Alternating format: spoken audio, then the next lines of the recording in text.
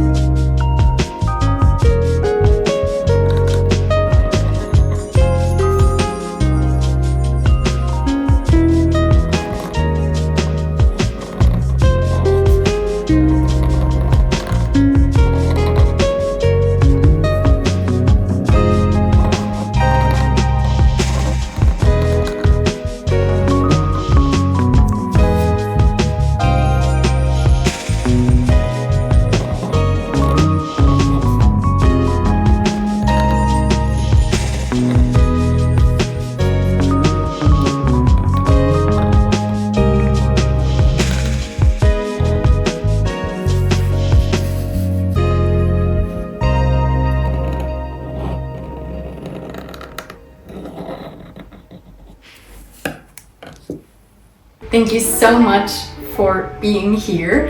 I hope you like the Y. And yeah, as usual, if you like my letters, please grab my free tracing worksheet. The link is in the description below. And I hope you stick around and stay with me, because on my channel I'm going to show you more creative projects and more calligraphy. So I hope you stick around, and we see us next time. Bye!